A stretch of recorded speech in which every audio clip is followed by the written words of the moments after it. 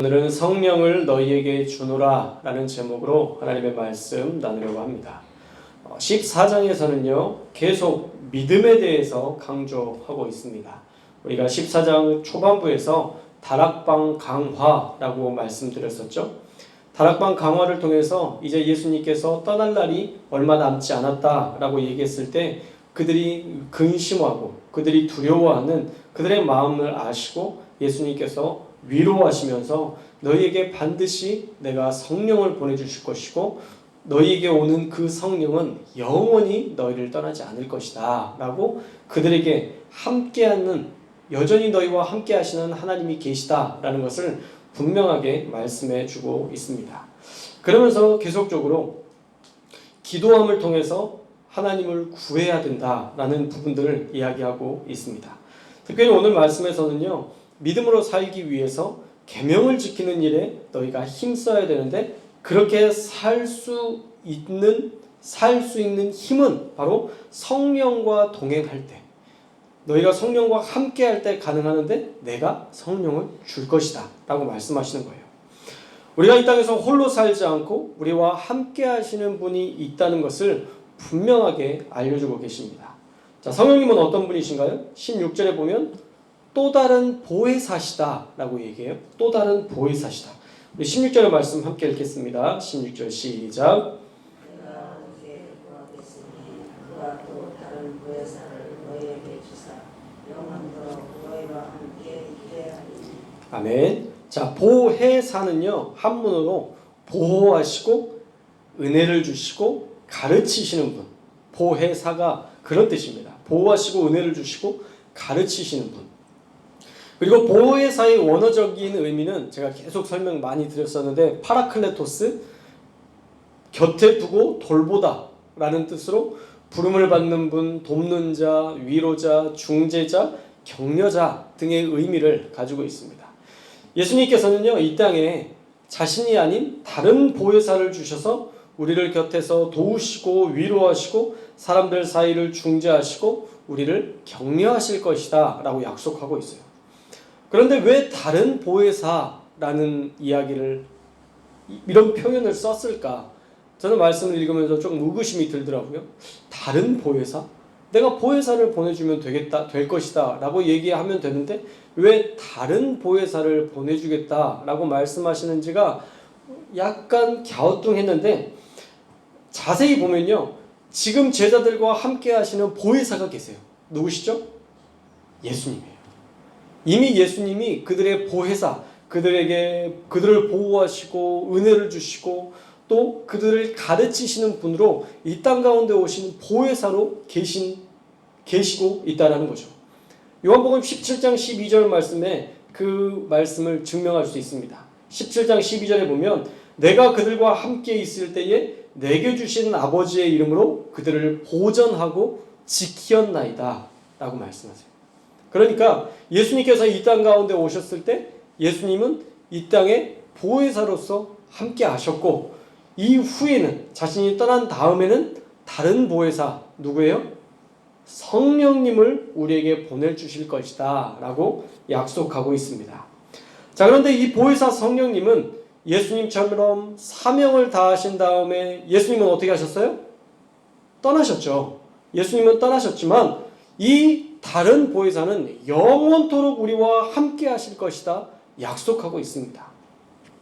언젠가는 왔다가 언젠가는 떠나시는 분이 아니라 그분은 이제 이 땅 가운데 예수님께서 재림하시는 그날까지, 다시 오실 그날까지 영원토록 우리와 함께 하시며 우리를 돌보시고 우리를 격려하시고 우리를 위로하시고 하나님과 나 사이를 중재하시는 그런 위대한 역할들을 감당하실 것이다 약속하고 있어요.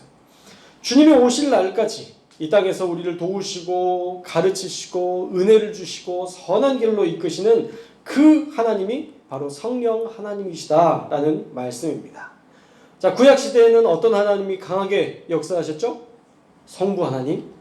그 다음에 신약시대에는요 성자 예수님, 그리고 재림의 그날까지는 성령 하나님이 우리를 돌보시고 인도하시고 격려하신다는 거예요.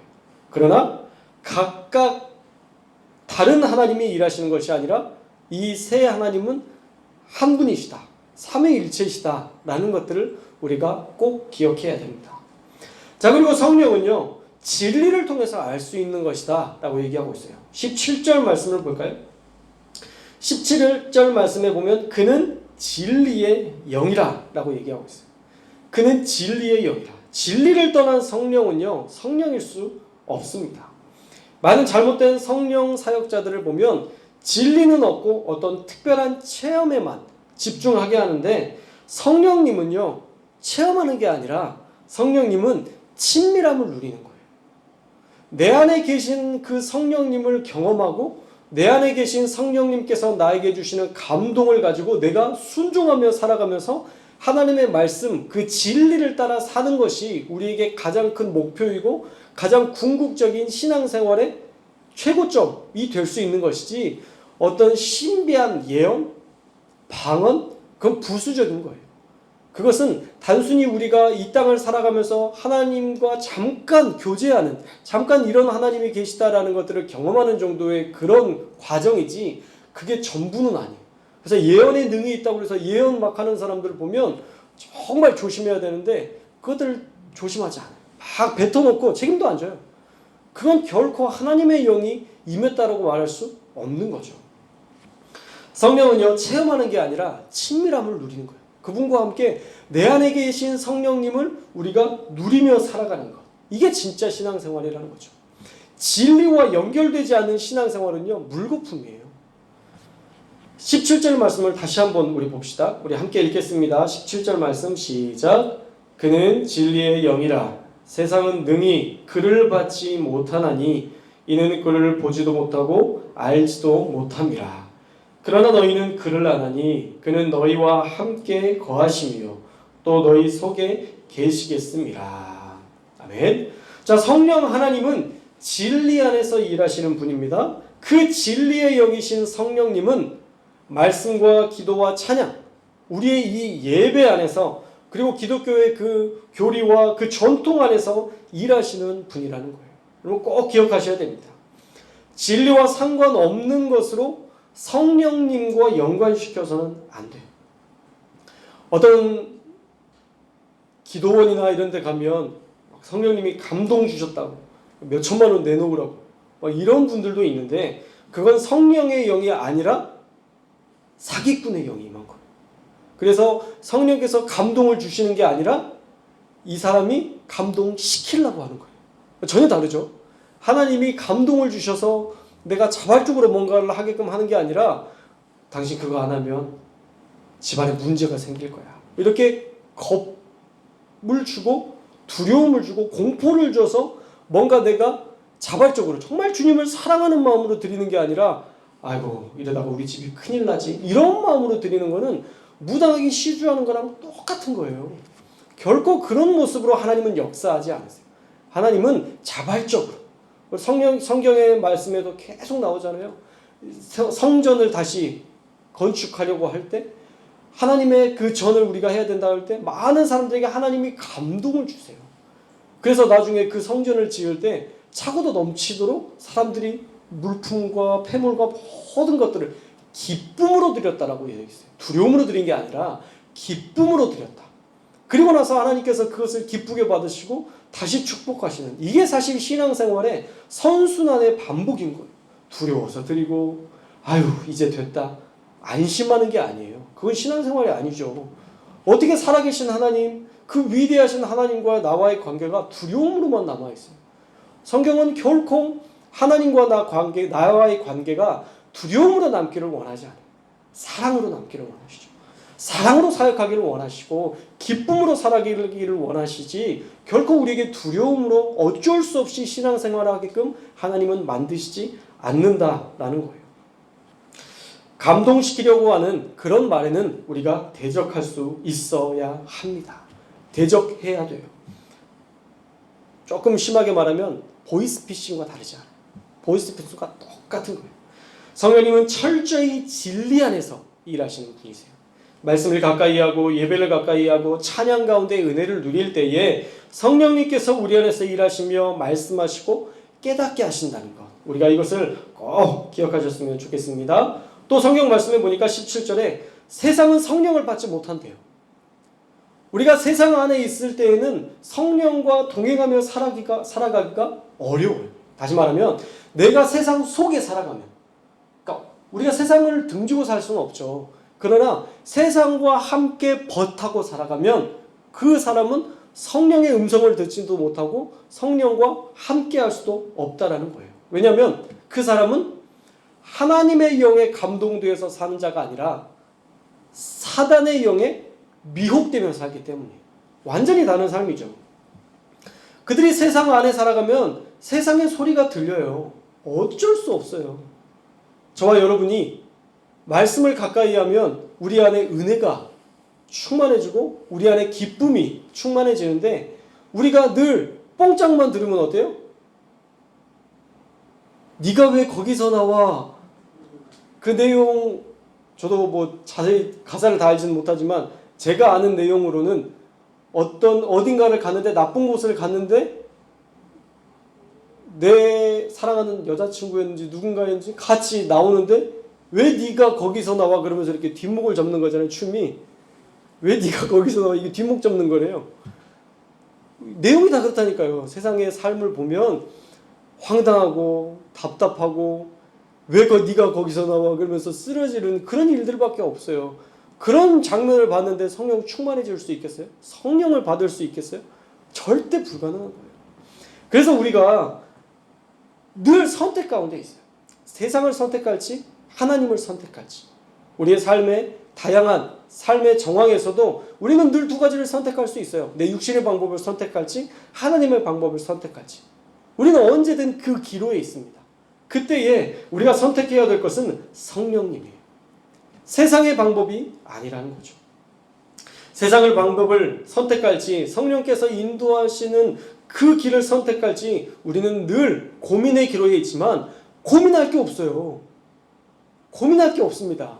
이번 주에 저번 주였나요? 하은이가 와서 5만 원짜리를 어떤 권사님이 주셨던 것 같은데 5천 원짜리랑 바꾸자니까 절대 안 바꾸잖아요. 어린애지만 이게 더 가치가 있다는 걸 알아요. 어떤 게 더 가치가 있는지 알면요 절대 안 바꿔요. 아무리 꼬셔도 1,000원짜리 10개 준다고 얘가 안 바꾼다니까요. 야 이거 5개고 너 이거 하나인데 바꿀래? 안 바꿔요. 어떤 게 가치가 더 있는지 분명하면 절대 흔들리지 않습니다. 그 굳건한 가치를 알면 절대 그것과 타협하지 않아요. 저와 여러분 안에 성령님이 우리 안에 계실 때 우리가 가장 올바른 가치관과 올바른 가치를 가지고 살아갈 수 있다는 이 사실을 우리가 믿고 날마다 성령님을 선택하고 성령님이 우리에게 주시는 감동대로 살아가는 저와 여러분들 되시기를 주님의 이름으로 축원합니다. 그래서 우리는요 반드시 성령님과 동행해야 돼요. 17절 말씀처럼 성령님이 우리 안에 거하심을 느끼고 우리도 그분 안에 살아가고 있음을 분명히 알고 느끼는 이 친밀함의 관계를 누려야 된다는 거예요. 은사로 인하여서 어떤 예언, 방언 이게 아니라 우리가 살아가면서 날마다 살아계신 하나님, 나에게 말씀하시는 하나님, 깨닫게 하시는 그 하나님과 더불어 살아가는 것. 그렇게 살아가면 우리가 어떤 일을 할 수 있느냐, 어떤 일을 볼 수 있느냐, 우리가 예수님을 만날 수 있대요. 우리 19절 말씀을 볼까요? 19절 말씀 함께 읽겠습니다. 시작.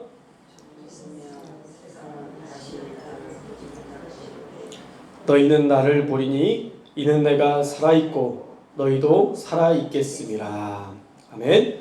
자, 성령님을 보내주셨던 순간이 시간적으로, 시대적으로 봤을 때 언제였죠? 오순절 성령 강림 사건이었죠. 예수님께서 십자가에 못 박히시고 다시 살아나시고 40일 동안 사순절 기간 동안 예수님이 이 땅 가운데 계시고 다시 승천하셔서 10일 뒤에 기도했던 많은 무리들이 오순절 성령 강림 사건을 경험하게 되잖아요. 그때부터 성령이 오신 거잖아요. 그때부터 성령의 역사가 이제 시작되는 거였잖아요. 오순절 성령 강림 그때에 성령님을 강림했습니다. 성령님의 임재를 경험했어요. 그러니까 사실은 예수님이 없는 때인데도 성령을 믿고 성령과 함께하면 너희는 나를 볼 수 있고 늘 경험하게 될 것이다 라고 말씀하신 거예요. 예수님께서 하늘로 올라가셨기 때문에 이제는 너희와 함께 없는 그때에도 너희가 성령과 동행하면 19절 말씀 보세요. 이는 내가 살아있겠고 너희도 살아있겠습니다. 예수님의 살아계심을 너희가 분명하게 알고 느낄 수 있다라고 얘기하고 있어요. 늘 경험하게 될 것임을, 예수님의 살아계심을 늘 경험하게 될 것을 알려주고 계십니다. 그래서 18절에 뭐라고 말씀하시나요? 우리 18절 말씀도 함께 읽겠습니다. 18절 말씀 시작. 내가 너희를 고아와 같이 버려두지 아니하고 너희에게로 오리라. 아멘. 예수님께서 십자가에서 죽으시고 이제는 내가 없다, 알아서 해라, 이게 아니라 내가 너희를 고아와 같이 버려두지 아니하고 너희에게로 올 것이다. 예수님이 다시 너희와 함께 하겠다라는 약속이에요. 사실 이 말도 틀린 말은 아니죠. 왜냐하면 성령 하나님이 성자 예수님, 성부 하나님과 함께 계시는 삼위일체 하나님이시니까 이 말씀도 틀린 말이 아닙니다. 절대 하나님은 우리를 홀로 두지 않으시겠다는 약속의 말씀을 해주고 계세요.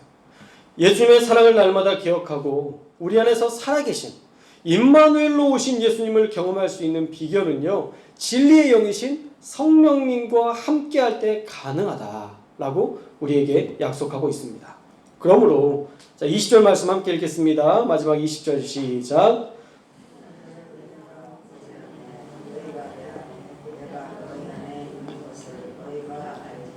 아멘. 자, 성령을 보내주실 때에 그날에 성령 강림 오순절에 비로소 성령이 하나 되게 하셔서 예수님이 살아계시고 여전히 우리 안에서 역사하시는 분임을 분명하게 알게 하겠다라고 약속하고 계세요. 자, 말씀을 정리하면요, 이 땅을 이제 예수님은 떠나시지만 진리의 영이신 보혜사 성령님을 보내주셔서 우리를 친히 돌보시고 이끄시고 상담해 주시고 격려해 주실 텐데, 그 보혜사 성령님과 친밀하게 살아가면 여전히 우리 가운데 살아계신 예수님을 경험할 것이고 예수님과 동행하며 살 수 있다라는 말씀이에요. 이 말씀이 제자들에게는 엄청 크게 다가왔을 겁니다. 왜냐하면 예수님이 이제 떠나신다는 생각을 하니까 얼마나 두려웠겠어요. 다시 못 본다고 생각하니까 얼마나 가슴 아팠겠어요. 그런데 성령이 오시면 내가 너희와 함께하는 걸 너희도 알 것이다 라고 그들에게 분명한 약속을 해 주셨던 거예요. 그러니까 그들이 마음의 위로를 받을 수 있었죠. 또 우리에게는요, 영원히 함께 하시는 임마누엘의 하나님이 계세요. 임마누엘이 뭐예요? 임마누엘? 하나님이 우리와 함께 계시다. 할렐루야. 하나님이 우리와 함께 계시다. 예수님이 오실 때에 임마누엘 하나님으로 오셔서 하나님이 우리와 함께 하십니다. 이 시대에 우리의 삶에 예수님이 우리와 함께 동행해 주십니다 라고 고백할 수 있지만, 보혜사 성령님을 보내주시면서는 수식어가 하나 더 붙어요. 16절 말씀을 보세요. 16절 말씀에 보면 영원토록 너희와 함께 있을 것이다. 할렐루야. 영원토록 너희와 함께 있게 하리니 라고 얘기하고 있죠. 그전에는 그 당시의 사람들만 보혜사 성령님을 경험할 수 있었지만, 성령이 오신 다음에는 모두가 영원토록 그 성령 하나님을 경험할 수 있을 것이다 라고 약속하고 계십니다. 그러니 우리를 떠나신 적이 없는 하나님이 우리를 여전히 돌보고 지키신다는 것을 우리가 기억하면서 믿음으로 기도하며 성령을 의지하며 날마다 승리하는 저와 여러분들 되시기를 주님의 이름으로 축원합니다. 성령님은요, 친밀한 교제 가운데 함께 하시는 분이세요. 여러분 계속 성령님께 말 걸으셔야 돼요. 내 안에 계신 성령님께 늘 말 걸고 하나님이 나에게 이 상황과 이 사건에서 어떤 걸 이야기하시는지를 계속 듣고 끝나면 안 돼요. 듣고 나서 그건 못해요. 이래버리면 하나님이 말씀하신 게 아무것도 아닌 게 되잖아요. 그 말씀을 들었을 때 좀 버겁고 좀 부담스럽고 힘들어도 주님, 제가 순종하겠습니다.